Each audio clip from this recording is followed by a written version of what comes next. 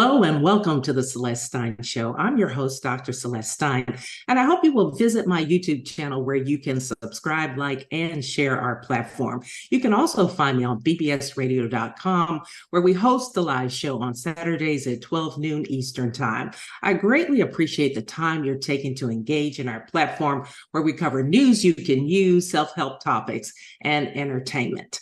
Now, on with the show. Today, we are going to learn about how having an attitude of gratitude can really make a difference in our everyday lives and can actually lead us to be more happy. And to delve into this topic today, we have Dr. Greg Hammer. Dr. Hammer is a member of the Stanford Well MD Initiative. He is a best-selling author and is also the former chair of the Physical Wellness Task Force for the California Society of Anesthesiologists. He is a visiting professor and lecturer on wellness at institutions worldwide and teaches medical students, residents, and fellows at Stanford. Dr. Hammer, welcome to the show. Wonderful to be with you, Celeste. Well, thank you so much. I really appreciate, I know you're a very busy man, and I definitely appreciate the time that you're taking today to tell us a little bit about your mindfulness approach and your book. It's really a pleasure to engage with you today. So I wanted to start by talking about the fact that these days people certainly have a lot to be thankful for if they've made it through the COVID pandemic. But according to Gallup's Life Evaluation Index, in 2021, 59% of nearly 5,000 Americans surveyed considered their lives to be thriving as opposed to struggling or suffering. Now, that's the highest it's actually been in 13 years. So we're seeing, fortunately, an upward trend, and that's probably due to some of the work that you are doing. But are you seeing evidence of this trend? You're quoting data from 2021? Yes, I'm going to get to 2023. We're gonna also look at what the American Psychiatric Association is saying, as it slightly differs, but we're gonna start here. You know, that's very interesting, Celeste, because that was during the fullness of the pandemic, and there's so much information, so many data indicating that depression and suicide and ER visits for psychiatric reasons were at an all-time high around that time. So I'm uplifted to hear that a slight majority of people felt as though they were thriving, because there's certainly a lot of people suffering as well. I think Right. I was rather surprised to see that, but I also did find other data that is to the contrary. From the beginning of this year, the American Psychiatric Association reported that nearly 37% of Americans rated their mental health as only fair or poor, up from 31% a year ago. So more than 1 in 4, or 26%, reported anticipated experience more stress at the start of 2023, up from 1 in 5, or 20%, last year. So at the same time, 29% of American adults indicated they'd adopt New Year's resolutions related to their mental health. And so it's very interesting to see that, obviously not everyone agrees, and you're going to get different information. And that's why I like to do a little bit of homework to kind of see what people out there are saying, and then even following the trends. But are you starting to see greater focus on mindfulness and the adoption of practices that help people in actually leading healthier lives? absolutely. I mean, it's the word mindfulness may be overused. In fact, it does seem as though it's a buzzword. Some people are hearing that term, I think, and getting a little bit turned off now because it's bannered about so much.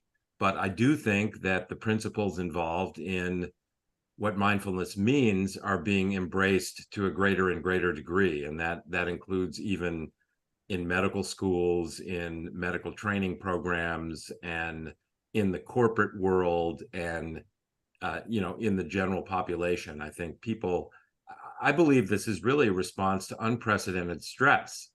So that's why I'm a little surprised to hear the data that you presented from 2021 about 51% of people indicating that they're thriving. I guess these polls, you have to really look at them in context.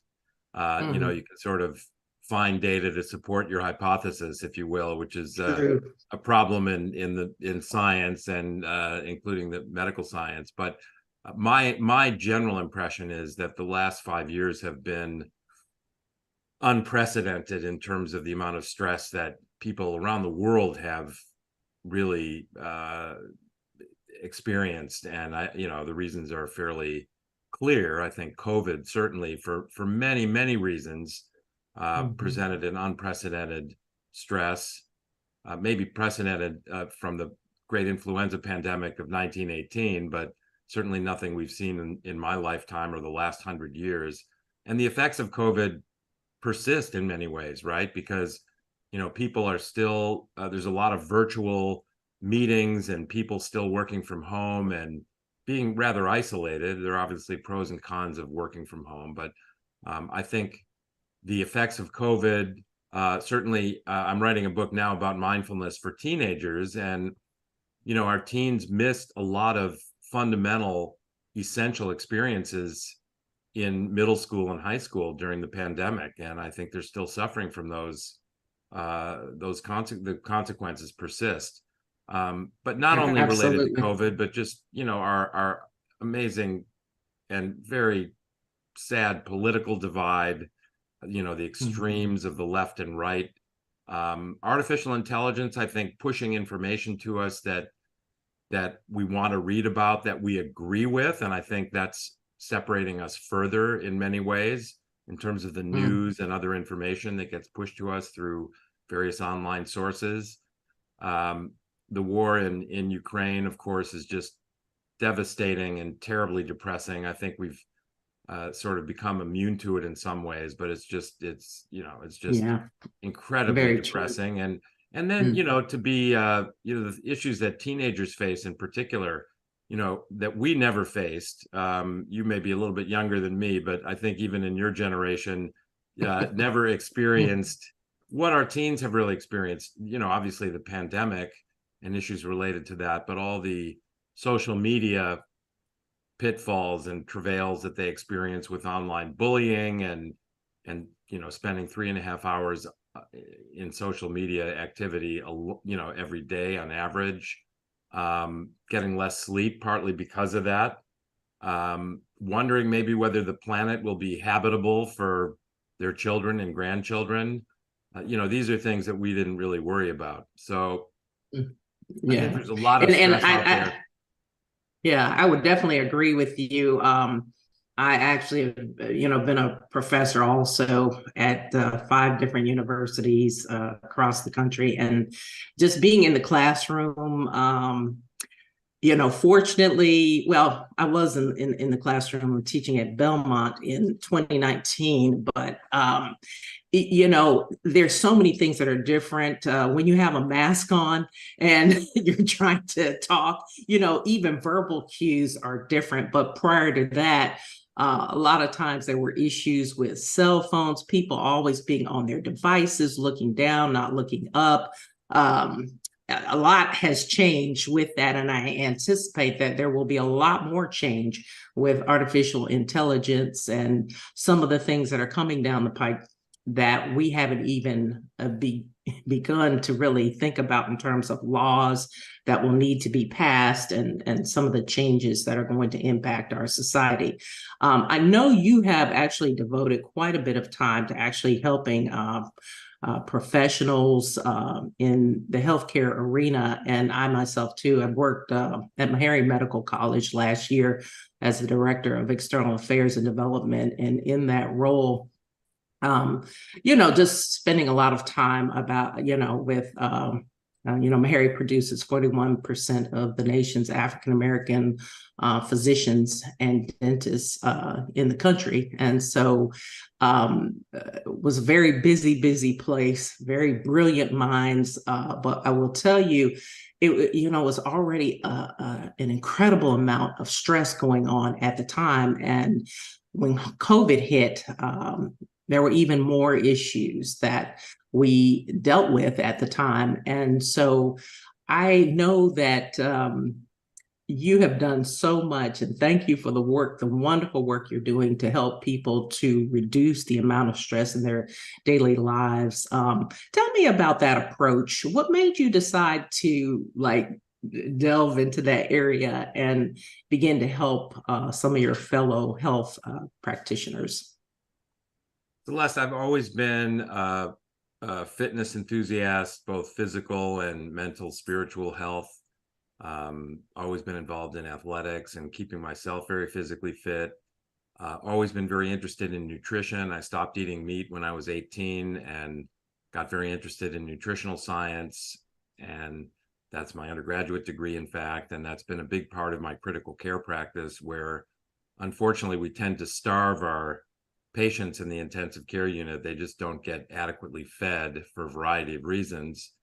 And I've been a little bit disappointed in the emphasis that is placed on nutritional biochemistry in medical school and in training programs, but I have done my best to teach my trainees more about that. So I've been very interested in physical fitness from a number of angles for my whole adult life, essentially. And then I've also been a long-time meditator, sort of spiritual seeker, and I don't know, 12 years ago or so, I met a teacher, a spiritual teacher named Rupert Spira, who teaches Advaita, or what we call non-duality. And I gradually began to realize that there's nothing really to look for. It's already there. So I've been quite devoted to that practice. And it's really all about being present. And so Stanford formed a committee called the WellMD Committee, now called WellMD and PhD, in response to the growing incidence and prevalence of burnout among healthcare providers. That was probably around 2011. So several threads came together for me around that time. And I hopped on that directive and got asked to give a talk shortly thereafter at a national hospital administrators meeting. So hospital administrators were beginning to really see the importance of addressing the problem of burnout as well amongst physicians and other healthcare providers.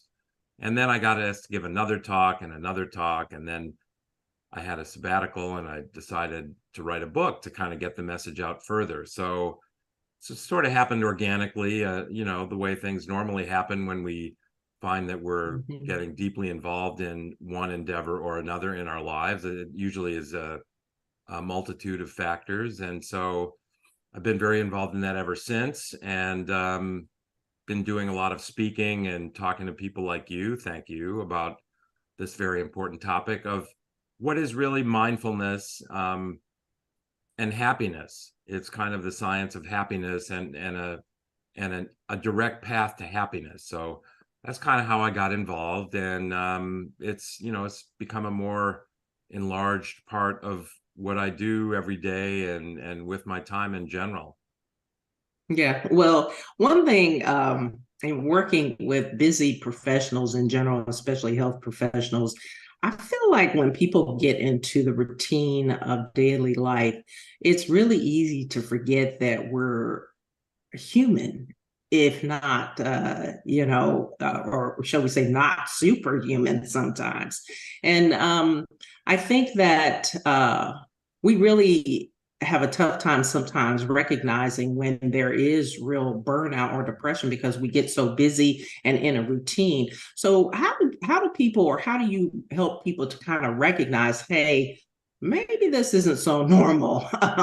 Even though it's a routine, it maybe should change. And how do you address that and open up to talking about it? Because a lot of the people I've worked with, it's like failure is not an option.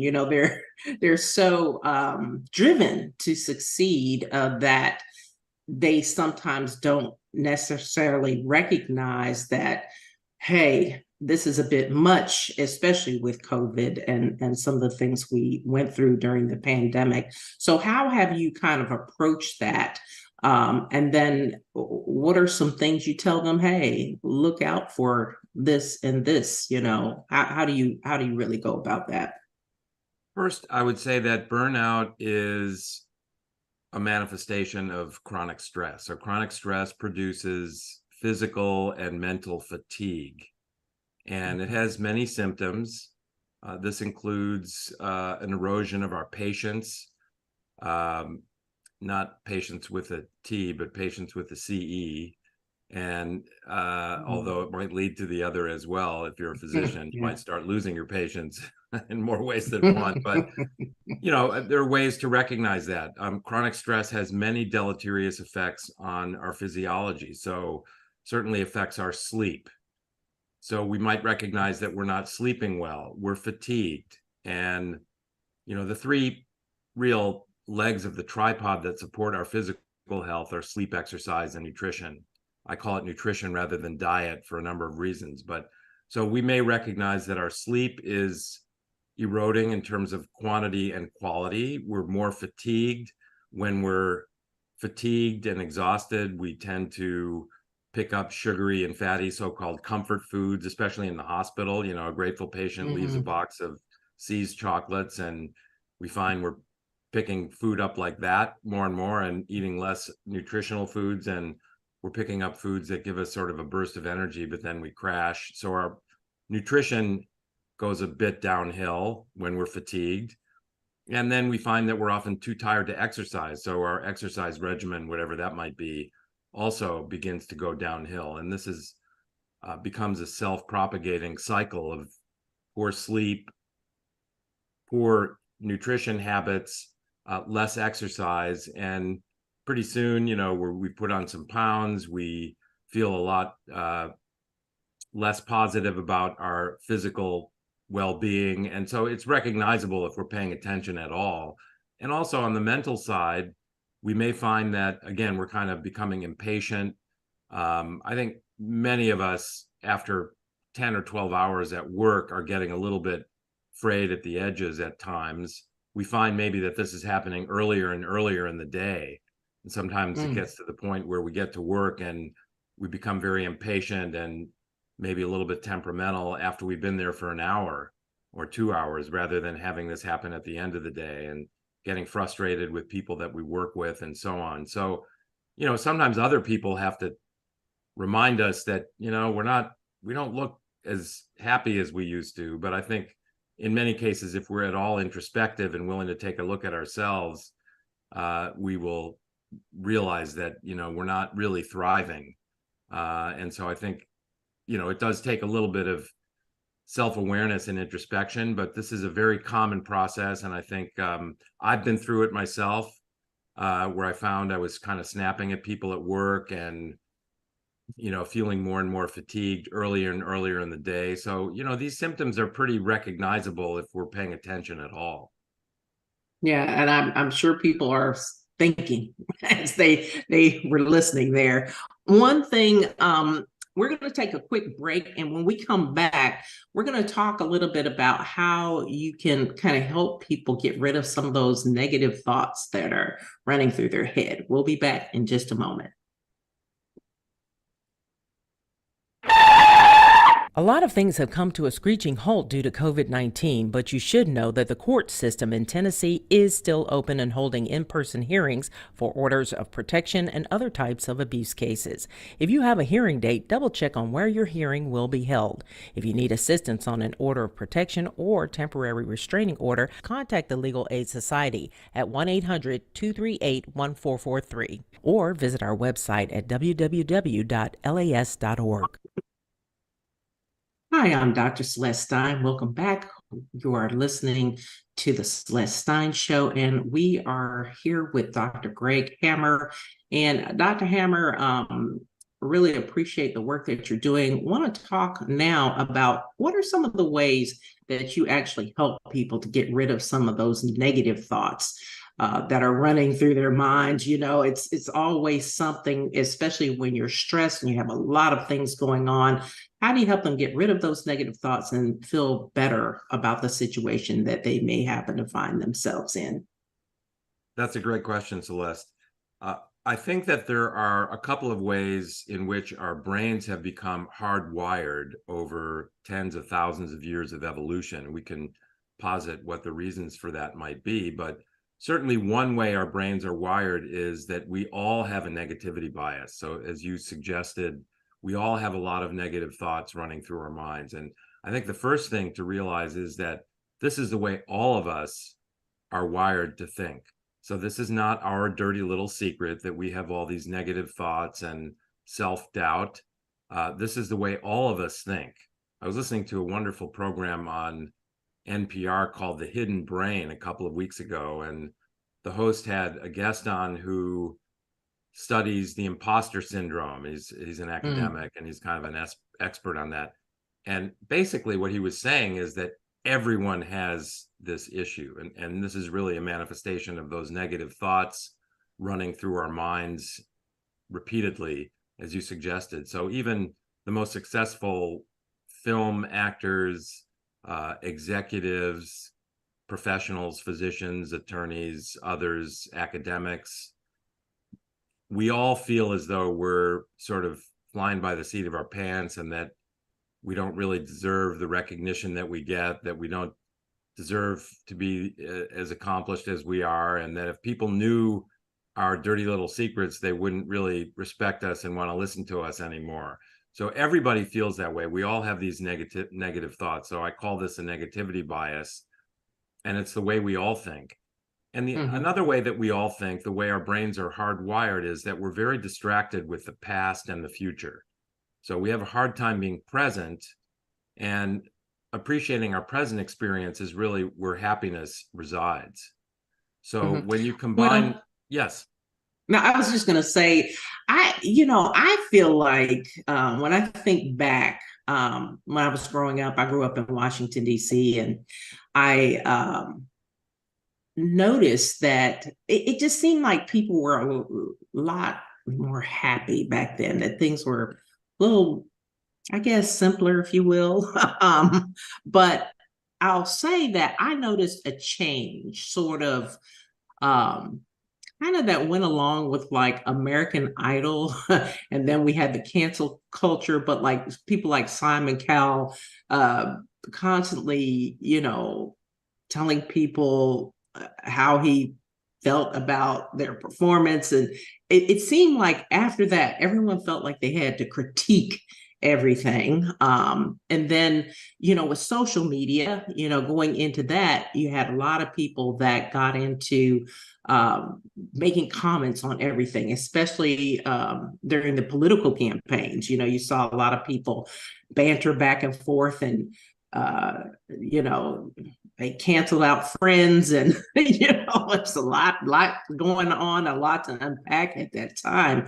But I think that even watching journalism, I was a journalist for ABC for about 18 years, and when I think back, we would try to be objective with everything, always making sure you got both sides of the story, didn't give your opinion, and that you let people decide what they thought. But that has totally changed in the last, I say 7 to 10 years, where even the journalists that you might watch on television are giving their opinions about things. And so I really don't know where we're headed with that as far as a society, and being so negative. But I definitely am glad that people are starting to realize this and how it actually impacts us as a society. I wanted to ask next about the GAIN approach that you've come up with. Tell me what GAIN stands for. Well, it's interesting because you were just pointing out about how judgmental we've become, that we really tend to be very biased in our points of view. We don't see the world as it is. This is part of what we talked about in the beginning, where we have this great divide, not only in our politics, but in society in general. And we tend to be very polarized and harshly judge the other side, as it were. Not that there truly isn't the other side. We're all really the same, and we're all in this together. But GAIN is an acronym for what I think are the 4 pillars of happiness. And we started out talking about gratitude. We haven't really delved into it, but GAIN stands for gratitude, acceptance, intention, and non-judgment. So Yeah, I do want non-judgment. to unpack each one of those, Sure. since we really haven't done that. Let's start with gratitude. Why do you think gratitude is so important? Well, we could start by acknowledging that just our empiric experience is that gratitude is intrinsic to happiness. So we have seen and can appreciate that people can be physically handicapped and happy. People can be relatively poor and happy, but you can't even imagine somebody who's ungrateful and happy. And the fact is that we all have much for which to be grateful. So, we get out of bed in the morning and maybe our back is a little stiff. And again, we tend to be very negative. So we start dwelling on the stiffness in our back and our aches and pains and so on. And we tend to forget, or at least not acknowledge, that it's a miracle that the rest of our body is working as well as it is. I think the human body is just miraculous in its function and the way all of the cells in our body are so interconnected, just like everything in the universe. It's really a miracle. And so we can be grateful for the relative health that we have, even if our health is not perfect. We certainly can be grateful for our connections to others. So we all have people that we love and whom love us. We have family members, friends. We can be grateful for that. We may be grateful for the fact that we live in a relatively safe home, that we're sheltered. I mean, compared to perhaps other people in the world, especially at the moment, it's not difficult to envision those who live in a very unsafe environment. So even if our neighborhood is not 100% secure, we can be grateful for the safety that we enjoy and all the luxuries we have of modern living. So we all have much for which to be grateful. And the idea is, a moment ago, we were talking about our negativity bias, and we tend to feel like, oh, why is this happening? And we're complaining a bit. It's not impossible to rewire the way we think to a more positive way of thinking and a more grateful way of thinking. And I think that's the first step toward becoming a happier person. So gratitude is just, for many, many reasons, intrinsic to our happiness. Right. I do want to say something though.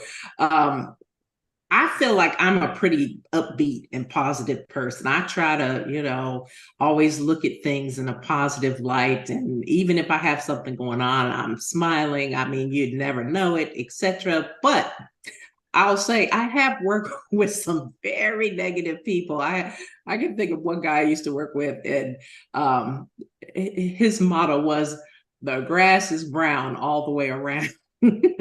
He probably knows who he is. But anyway, I want to say that what you do when you might be trying to be, upbeat and positive and look at the brighter side of life. But let's say you're surrounded by a lot of negative people, because I think that's what happens to a lot of people, that they are actually influenced by those people around them. And when you're in that circumstance, I find personally, I kind of move away from the negativity, but if you're stuck in that situation, what can you do?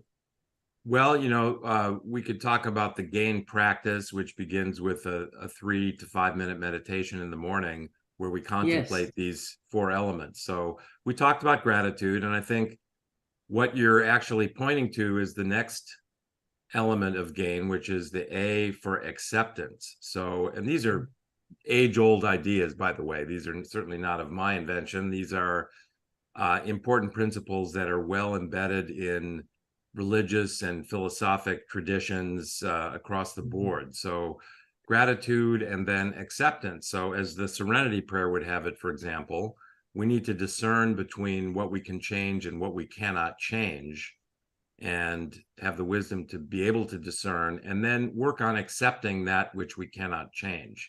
So we can only have a small impact on other people. So to your point about being surrounded by a lot of negativity, we have to discern with respect to with whom we want to spend our time. So, we have a half hour or an hour to have a cup of coffee with a friend. Do we want to have it with friend A, who's very negative and thinks the grass is brown everywhere? Or do we want to have that cup of coffee with friend B, who's like you, rather upbeat, positive, pragmatic, forward-looking, able to be present? Certainly, we're going to discern and have the experience with friend B.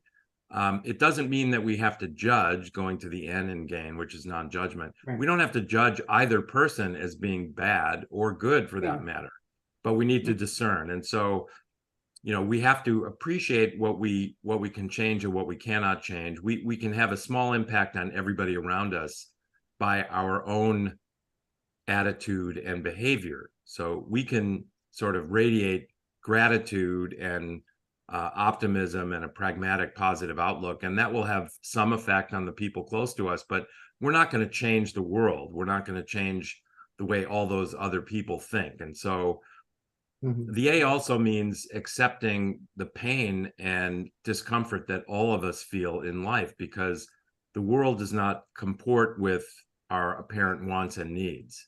So how do we deal with that? Well, again, if we can't change it, then we should sit with it. And during our gain meditation, we actually, while we're in touch with our breath, the deep, slow breathing that we do during this experience, we actually, with our eyes closed, we contemplate acceptance and take one of those uncomfortable or even painful experiences and imagine bringing it closer and closer, and imagine opening our chest and opening our heart and bringing that painful or uncomfortable experience into our heart and actually sitting with it, nurturing it, enveloping it with our heart. And when we do that, and we link this to our slow, deep breaths, we often realize it's not as bad as we thought when we were resisting it, when we're trying not to think about it. And so I think this is something that this is a practice by virtue of which we can all become happier and more present and mindful people. And so, yes, we live in a world that has a lot of adversity, a lot of negativity, and the idea is not to have it sink us, but rather discern between what we can change, what we cannot change, and actually have an active practice of acceptance of that which is uncomfortable or painful that we cannot change. Right. And that is so important, because I think a lot of people, kind of think ignoring a problem will make it go away, and so it is really good to think about, taking the time to really think about whatever it is that might be troubling you and really meditate with that. And like you said, I think you then start to realize, tomorrow's another day, and how you can get through it. It's just making it to that next day. And that's so important, because I can't tell you how many times, you might be upset about something in the moment that day, but the next day can be a very beautiful day. So important to think about that. And then I think the I is what, for intention.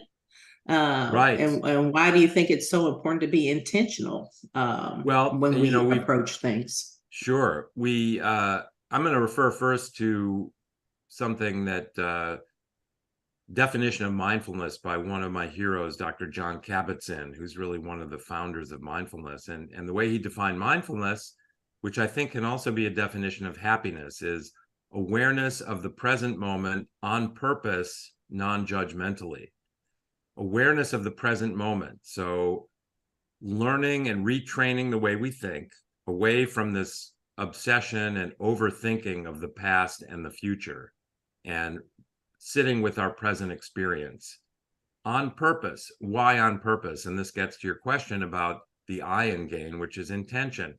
The reason is that we tend to have this negativity bias and this obsession with the past and future. We overthink those. And with our negativity bias, we overthink the past, we gravitate toward regret and shame, and this generates low self-esteem and depression. And when we overthink the future with our negativity bias, we tend to catastrophize and think of all the bad things and the worst things that can happen. And this generates a lot of fear and anxiety. And so anxiety and depression are two of the most common maladies that many of us suffer. So if we want to be more present and more positive, for that matter, we need to have a plan. we need to have purposefulness in the way we think and experience. We need to have intention. If we don't have intention, we simply lapse into our old habits of negativity and distraction with the past and future. So because this is the way our brains are wired, we have to have a plan or intention in order to rewire our brains. And the good news is that we have this amazing quality called neuroplasticity. So our brains can be rewired. Now, they've become wired the way they are over a very long period of time. We're not going to change the way we think overnight. But again, the good news is if we have a plan, if we have intention, if we have a daily practice, be it only 3 to 5 minutes, we can take baby steps every day to rewire our brains to be more positive and present. So it does take intention. It does take purposefulness, as Dr. Kabat-Zinn said. But the good news is if we do have a plan and we follow that plan, we can become happier and happier people. Right. I can think of a really good example of being more intentional that I think a lot of people don't really think about. And that's like with cell phones. Like when you are at the beach or somewhere, I mean, I just love going places like that where you have so much beauty in front of you. Just look at the ocean, the vastness, and just sit there. That's a great place, say to meditate or what have you. But I look around and you see the majority of people have a what? They're at the beach with the sun beaming down and they're still on that cell phone and just, they never even look up, And so I think it's really important to set parameters. I think cell phones came about, people just, took it on, gave the phones to their kids. There were no rules in place. When I grew up, we had rules. You had to be in by 9 o'clock or when the street lights came on. There were certain rules. But, with cell phones, it's just like, all right, I'm going to give my kid this cell phone so that if something happens, they can call me from school or I can come get them. I'll know where they are, et cetera, et cetera. But they've gotten so into it and there's so many applications on there that people focus way too much on that. And I think we're going to have to be intentional about setting parameters around these cell phones and different things that really take our attention away from our well-being. So I think that's really, really important what you mentioned. And then finally, let's get to non-judgment. And I think this is one that obviously is going to be pretty hard for most people because I think so many people feel like they have to give their opinion again and be so critical of everything. But what ways do you think people can actually, I think, be intentional about being non-judgmental? Oh, that's a great question. Well, I think you pointed out that these 4 elements, these pillars of happiness, gratitude, acceptance, intention, and non-judgment are very interwoven, interconnected. So yes, we have to be intentional about being non-judgmental. We have to be accepting that things are not always in line with our wants and needs. And, these gratitude, acceptance, intention, and non-judgment are really all part of the same program. And you were talking earlier about those who are being very critical of others. And I can posit that those who are critical of others are also very self-critical. You may not see it, but in their quiet moments, most of us with our negativity bias are very judgmental of ourselves. We are our own harshest critics. And we also, as you said, we see the world with a lot of judgment. And when we judge, we're not seeing things as they truly are. We're seeing things through a veil of our own biases and preconceptions. And it's very important to learn how to drop the judgment. So in the game practice, which maybe if we have a minute, I can just kind of walk you through it. We get up in the morning, we open the blinds, we do our morning hygiene, we find a comfortable place to sit, we close our eyes, we get in touch with our breath. And so the first thing is we slow down our inhalation, inspiration to a count perhaps of 3. We pause with the breath, fullness of the breath to a count of 3, and then we release the breath very slowly without effort to a count of 4. So we sit slowly focusing on counting to 3 during our in-breath, pausing to a count of 3, exhaling to a count of 4. When we slow the breath down, we activate our parasympathetic nervous system, and that slows our heart rate, lowers our blood pressure, lowers the amount of adrenaline in our body, lowers the amount of cortisol in our body that controls our blood sugar in part. So this physiology of activating the parasympathetic nervous system just with slowing our breath down is so vital. And then we begin a contemplation of that for which we're grateful, the G in gain. So we've already discussed all the things for which most of us have to be grateful. We transition then after 30 or 45 seconds to acceptance. We again talked about that. We find something that's uncomfortable or painful. We imagine bringing it into our heart. We actually visualizing nurturing it with our heart and sitting with it. Again, linking this to the slow, deep breath. We transition to intention. We may spend 15 seconds focused on our sensations, on the pressure of the chair against our body, the slightly sweet smell of the air we're breathing, something we hear off in the distance, maybe a car or an airplane. This is training us to get in touch with our current present experience. And then we pledge with our purposefulness, our intention to remember the positive in everything, remember the miracles of everyday life. And then we transition to non-judgment. So to your question, one way to do this exercise and sort of, progress to non-judgment in the gain practice is we might, for example, picture one of these beautiful NASA images of the Earth apparently suspended in space. And it's a lovely planet, but it is intrinsically neither good nor bad. The Earth is neither good nor bad. So we acknowledge that. The Earth is neither good nor bad. The Earth is simply the planet that it is. And then it's only logical for us to think that I too am neither good nor bad. I am neither good nor bad. I simply am the person that I am. And we sit with that, and we may repeat the I am with the breath, slow and purposeful and deep. And then we go right back to the breath and then slowly open our eyes. And what we've done in the last 3 or 4 or 5 minutes is really begin the process of rewiring our brains. So non-judgment, to your question, is key for a variety of reasons. And most importantly, as I said, we are our own harshest critics. So we can do cognitive behavioral exercise when we're really down on ourselves. And imagine we're talking to a good friend who was in the same predicament or had done the same things or perhaps not done the same things that we're criticizing ourselves for. And imagine how we would respond to that friend with whom we're sitting as they relate these feelings. We would not judge them if we're truly a good friend. We would actually reassure them that they are just a human being. They are neither good nor bad. What they did or didn't do was not bad. It's just we're all fallible. We're all mortal. This is just part of being a human being, and we can drop the judgment.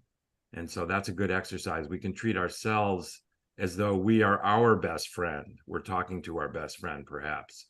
So again, non-judgment is essential, and the N in gain. And I think, again, all 4 of these elements are accessible and interrelated. And I think the practice as a whole can really help us very gradually rewire the way we think and experience life.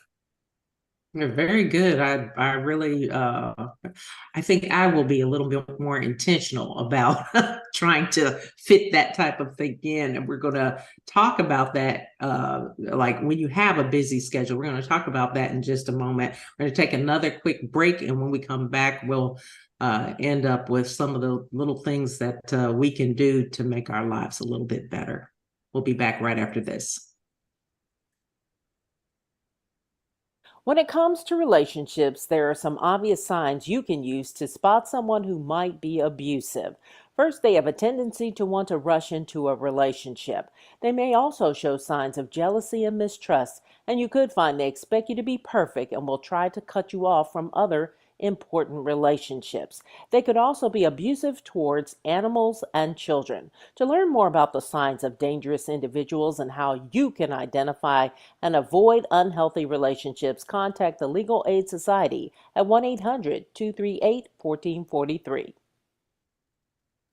And we're back in the studio here with Dr. Greg Hammer, and want to mention that, like many business professionals, I feel sometimes that I am so busy and I'm always doing something. And over the years, I've worked, like I mentioned, in television and academia, where there's always so much going on, so many people coming at you and things that you have to get done under a deadline. And often we'll have major projects. So how do you actually suggest or actually get people who have, say, a 6-page daily to-do list to actually slow down long enough to meditate? Where can they actually fit that in a way that it's, and you, I think you mentioned what, 3 minutes? Yes. What would you suggest? Well, I think exactly that. It doesn't have to be a long process. Meditation, many people think that it means you have to sit still without moving or scratching an itch for 30 minutes at a time, possibly in an uncomfortable position with your right ankle behind your left ear, and banish all thoughts from your mind. And none of those are true, of course. So the game practice can be done in as little as 3 minutes. And it's good to do it first thing in the morning. As I said, we get up, we see the light outside, we open the blinds, we do whatever we do for our morning hygiene practice, and then we just take 3 minutes to sit and really close our eyes and relax and get in touch with our breath. And then we go through a contemplation of the gain elements, return to the breath, and slowly open our eyes. And we can set our intention for this practice the night before. We'll say, instead of getting up at 6:30, I'm going to get up at 6:27. So I'm going to set my alarm 3 minutes early. So that's actually the I in gain we talked about as intention. We're setting our intention the night before. We're recognizing that this is an essential practice. It's like brushing our teeth or, getting up and stretching our legs. It's something that we just need to do for our general wellness. And it's not difficult. We just have to incorporate it into our daily life and as a habit. And so we set our intention the night before. We get up 3 minutes early and we do this practice. And what happens, Celeste, is that the more we do this gain practice, the more we sit with these 4 important principles, what happens miraculously is, as we slowly begin to rewire our brains, during the day, we find ourselves kind of complaining and feeling sorry for ourselves and being ungrateful. A little light bulb goes off and we're reminded that we did our gratitude contemplation for those 45 seconds in the morning. And here we are being ungrateful. And so we can have a little laugh to ourselves for our human habitual way of thinking and being ungrateful, and just redirect our thoughts to remembering all the things for which we have to be grateful. Or we're driving in our car to go to work after we do our gain meditation in the morning, and this driver on our right changes lanes into our lane kind of close to us without using their turn signal. And we immediately start to make all these judgments, how inconsiderate this person is, and so on and so on. And then a little light bulb goes off and we realize we just did our non-judgment practice as part of our gain meditation. And here we are judging this person. We don't know this person. Maybe their wife is in labor in the back seat. It doesn't really matter. We don't have to judge them as being good or bad. And so a little light bulb moment, a recognition, redirection of our thoughts. And so no matter how busy we are, we can carve out 3 minutes in the morning, and then we're walking down the hall during our busy day, going to a meeting. We're feeling a little anxious. We recognize that we're not breathing properly. We can go for days without really taking a good deep breath and really opening those little air sacs called alveoli in our lungs and improving the amount of oxygen that gets into our body. We can go for a day or two without doing that. So we're walking down the hall, we're recognizing we're carrying the stress in our body, in our chest, in our belly, and a little light bulb goes off and we just start doing our deep deep intentional gain breathing. And these principles come back to us because they're like a Pavlovian response. When we focus on the breath, we start to realize that for which we're grateful, accepting, intentional, and non-judgmental. And so this becomes part of the way we think, and gradually in baby steps to a greater and greater extent. No matter how busy we are, we can always take a deep breath or two and reconnect with these important principles. And we might, by practicing acceptance and having those light bulb moments with acceptance, realize that we don't really need all those elements on the 6 pages. We can accept the fact that we can only do so much, and maybe we can be more discerning about kind of limiting the amount that we're taking on. So I think the busier we are, actually, the more important this is. And it's something that we can all do, just like all the other little things that we incorporate into our daily habit. Yeah, I know, we've talked a lot about meditating and some of the different principles that you use to help people. But one thing we haven't talked about, I often think of my overall health and well-being as being like mind, body, and spirit, which you touched on a little bit earlier. And you mentioned you're really into fitness as well. And, do you see that as a strong integral part of all of this? How important is it to work out as well in all of this to have the overall package there?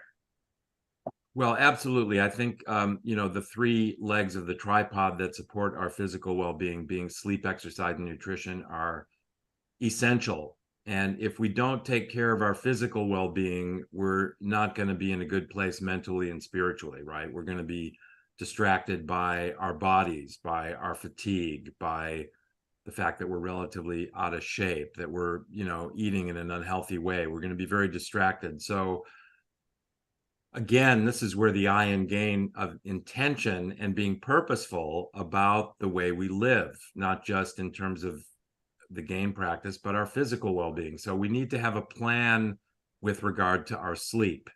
And so there are really a handful of principles that we need to attend to. So we should have a relatively constant bedtime and wake time. We should avoid screens at least for an hour before we go to sleep. We should avoid drinking caffeine, perhaps after the early morning hours, because caffeine has a very long half-life. And if you're sensitive to it, and not everybody is, but I am, so that cup of coffee you might have at 1 o'clock in the afternoon, it's like having half a cup of coffee at 7 o'clock at night and a quarter of a cup of coffee at midnight or so. And so that would certainly keep me awake. So we need to be mindful about caffeine intake, about alcohol intake. Again, that interferes with our sleep. So there's really a handful of things we can do to attend to our sleep. Exercise, you mentioned, do we have to work out? The fact is, if we want our bodies to be healthy, we need to exercise. So again, baby steps. If we haven't been doing any exercise routinely, start with just a walk around the block in the morning, and then add another walk around the block in the afternoon, and then maybe lengthen it a little bit. Take the dog, start to go for a jog or a bike ride. I think resistance training is also really important as well. So we can learn how to incorporate some of that. So sleep, exercise, we need to be intentional. And then, of course, with regard to our nutrition, a handful of principles, maybe move toward more of a plant-based diet, lots of colorful fruits and vegetables. Try to eliminate or at least reduce the amount of sugar and highly refined foods in our diet. So these are, simple, sort of intuitive. We get this information from many sources. We just need to be a little bit more intentional and purposeful about incorporating those ways of eating and nutritional practice into our daily lives. So yes, I think we need a plan for sleep, exercise, and nutrition. I think it's essential if we want to employ a mindful way of living and a healthy way of living. Yeah, it's so true. It's so interesting to me how one thing leads to another. If you don't get a good night's rest, I know personally, if I don't sleep well the next day, I will not feel like going to the gym. It just it all interconnects. And so I think you are so on it when it comes to just looking at our overall health and how the pieces fit together. This has been a wonderful engagement today. I do appreciate your coming on the show. We are about out of time. Before we go, I just wanted to again say thank you for joining us and sharing about how basically having an attitude of gratitude can certainly help us all in leading happier lives. One thing, if you would like more information on Dr. Greg Hammer, you can visit his website at greghammermd.com. And for this and other episodes of the Celeste Stein Show, please visit and subscribe to my YouTube channel. Thanks so much for watching. We'll see you next time.